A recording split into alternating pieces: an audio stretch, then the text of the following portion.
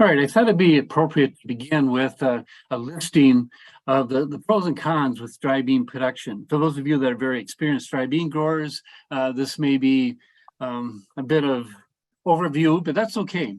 And then certainly for the people are less experienced with dry beans, I hope this will be useful. And certainly, I'd invite the audience, if you want to add anything to my list of pros or cons in the chat box, that'd be good. That'll make the slide better for future use.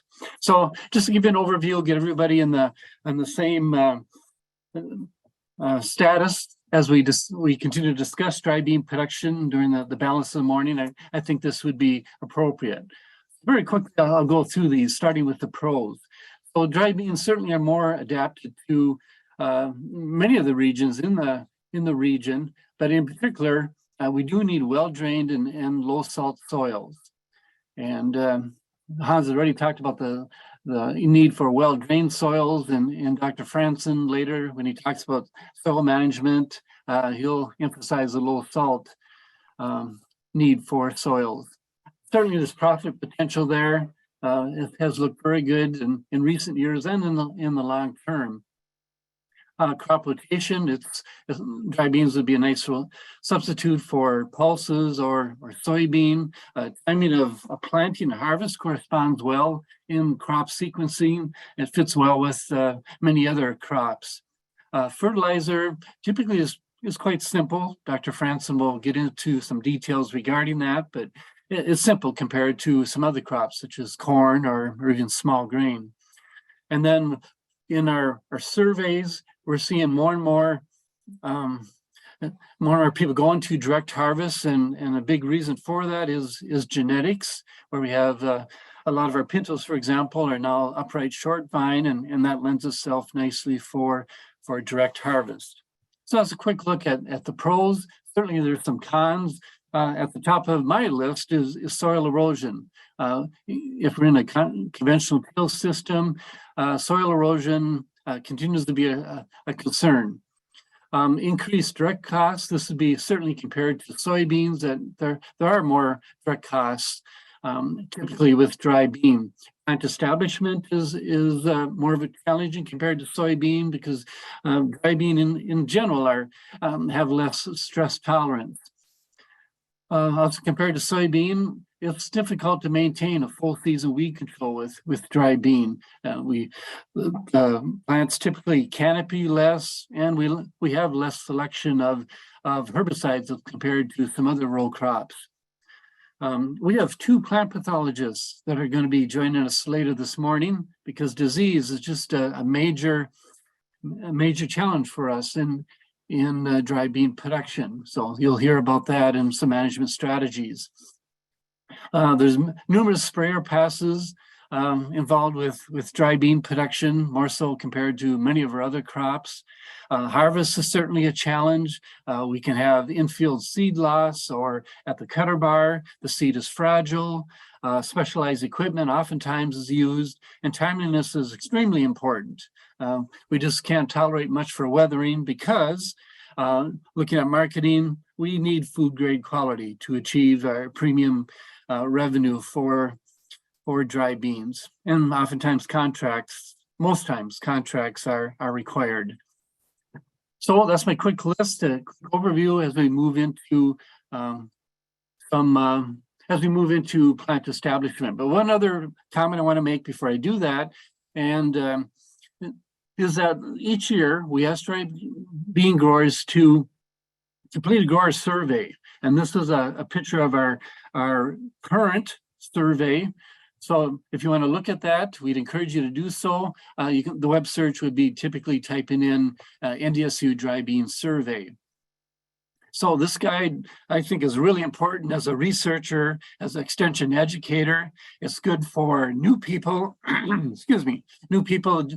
starting with dry bean production, as well as very experienced people. Everyone should be able to gain some tips, learn some things by reviewing the survey. And you're going to have the opportunity, I don't want to surprise you, but you have the opportunity to complete the 2022 season survey using a QR code that we'll be displaying during the break that's coming up. Okay, so the topics I want to cover under establishment, a bit on strip till. I'm going to talk about the 3 market types and the work we've done on plant populations plus row spacing.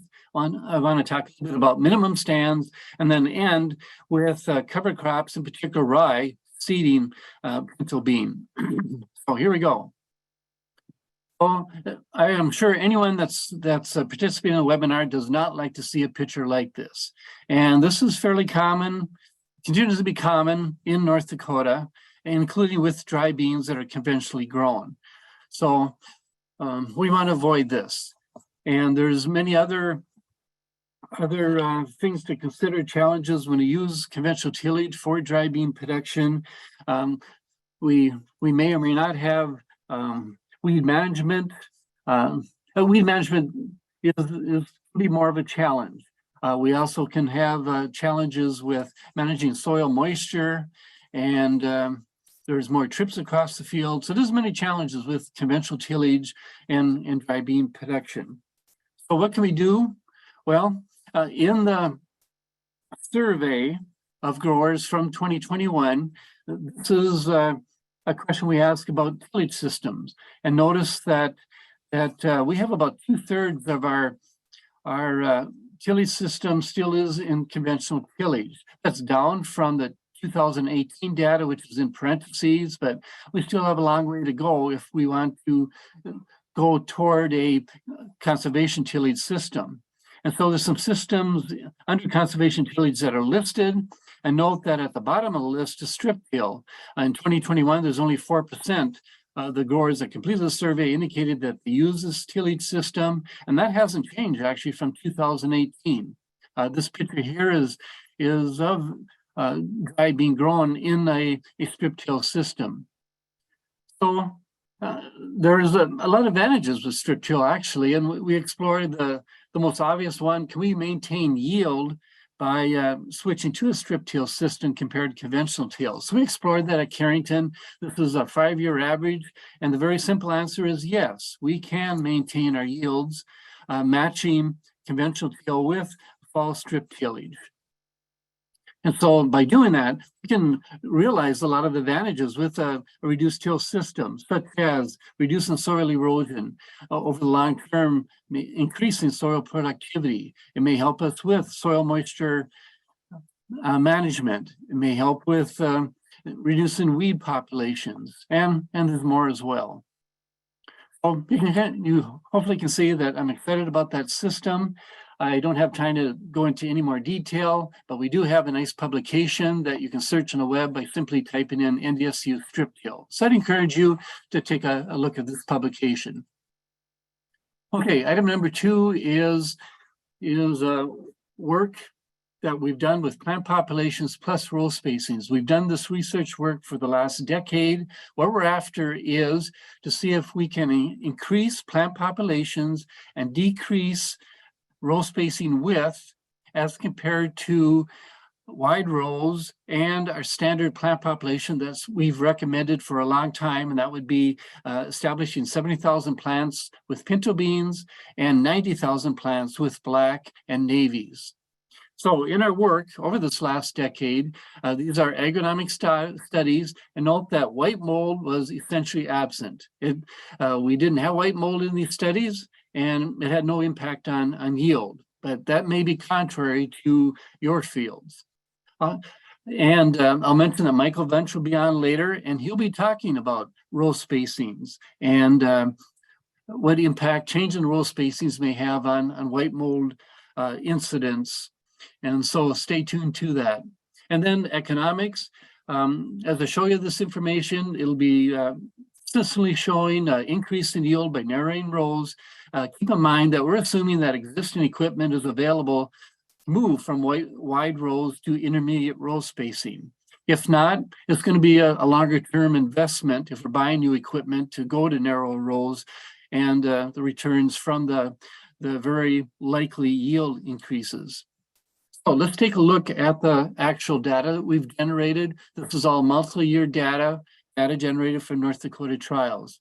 So with black bean, when we looked at the interaction, we did not see statistical yield increases with both factors involved. So we'll look at individual factors. This is a look at row spacing, and very certainly we did see a yield increase by going from wide rows down to, in this case, 14-inch rows. Average over the years, it was about a 13% yield increase by going with the narrow rows. Well, how about plant populations? Average over 8 site years, when you look at plant populations that range from about 100,000 plants established early in the season up to 140,000, we saw no difference in yield statistically over 8 site years in these locations. So how about navy bean? With navy beans, 3 site years of data, we did see a true yield advantage with the combination of factors. And where we saw the advantage was when we went from wide to narrow rows, and then we had plant populations from greater than 150,000 on up. So this is a sweet spot for increasing yield with the combination of row spacing, which is a predominant factor, but also having yields that are matching our long-term suggestion or even going higher. And then with pinto beans, this is 4 site year average in years at Carrington and Langdon. And what we found was certainly there was a consistent increase in yields going from wide to intermediate row spacing. And then also when we went to standard populations or above, we did see with the combination the greatest yield increase. And so let's take a closer look at plant populations. This is across 8 site years. When you went below our standard of 70,000 plants per acre, we did see a yield loss when we went down to close to 50,000. How about the other way? When we went from 72,000, in this case, this is 3 site year average, up to 87,000 plants, we saw about a 5% yield increase. So this is a very quick look at our work with the 3 market types and plant populations and row spacings. And to summarize, here's an overview of what we found. With blacks, the narrow rows, in this case was 14-inch rows, performed better yield-wise as compared to wide rows. With navies, the narrow rows again, and the combination of having established plants of greater than 115,000 provided the best yields. And with pintos, intermediate rows, and plant populations greater than 80,000 provided the best scenario for improving yield. If you want more details about our work, we've published 2 publications, one with the black and navies on the subject, and a second publication that just came out last May was with the pinto and the response to row spacing and plant populations. So if you want more details about our work, these would be the publications to investigate that information. Okay, how about low plant population? We've just talked about increasing plant populations, increase yield, but what if we end up with plant populations that are less than desired? We do have a rule of thumb. This was listed in this chart showing that we can go down to 40 or 50% of a normal stand and maybe be okay, but we're assuming that there is a somewhat uniform density of plants out there. And so this prompted me to look back at some of our trials. And what we found was that when we looked at trials where we had plant populations as well as yield, of course, and trials where we had plant populations less than 50, what was the result? And what we found, with the exception of 2021, the year that broke all rules, the other five studies, we found that even with very low plant populations, from 32 to almost 50,000, that we had adequate yields ranging from 17 bags all the way up to 31 bags. But keep in mind, if we keep with a stand that has low plant population, it will require more management, as in weed management. And we would expect that the plants will have more variability in their development. That'll pose challenges for herbicide and fungicide application, especially at harvest. It'll pose more challenges for the harvest. Okay, I'll need to close here in just a couple of minutes, but I just wanted to close by talking a little bit about our cover crop work, specifically with winter rye. Here's that picture again of soil erosion. Here's a picture from a crop advisor that showed on conventional tillage, crusting soils and wind damage plants from the clear tillage. What can we do? This is a picture from Wells County taken in 2016. I was really impressed with this because they used rye along with the pinto bean production, and very successfully. So that prompted us to do some work at Carrington looking at using winter rye preceding dry beans. So we started the work actually in 2016, generated data in 2017. We were trying to answer some simple questions. Can we use this system and still maintain pinto bean yield? When should we germinate the rye? And can we expect to get some weed control? I'm not going to answer the weed control question because the person following me, Joe Eichley, will talk about that briefly. So here's a quick look at our work across the years and a brief description of our treatments. Essentially, our treatments were, when do we terminate the rye in relation to dry bean planting? And so with ground cover, as expected, when we terminated the rye early, we had less ground cover as compared to terminate the rye, say, waiting until near planting time or after. We also saw some differences in topsoil moisture, and that was actually a major factor on establishing or determining the yield. And so to answer the questions, can we achieve good yields with the system? Our data would indicate yes. Notice the yields as compared to the conventional tillage system. We achieved yields when we terminated the rye anywhere from 2 to 5 weeks before the dry bean were planted. In all years of our trial, we had a bit of a challenge with topsoil moisture when the rye was allowed to grow until planting time. In fact, average over the years, when we allowed the rye to grow until planting time, we saw on average over 20% yield loss with the dry beans compared to terminating the rye earlier. If you want more details, here's the publication, and web search simply NDSU rye pinto bean. So that's a quick look at some of the work that we've done and recommendations on dry bean establishment.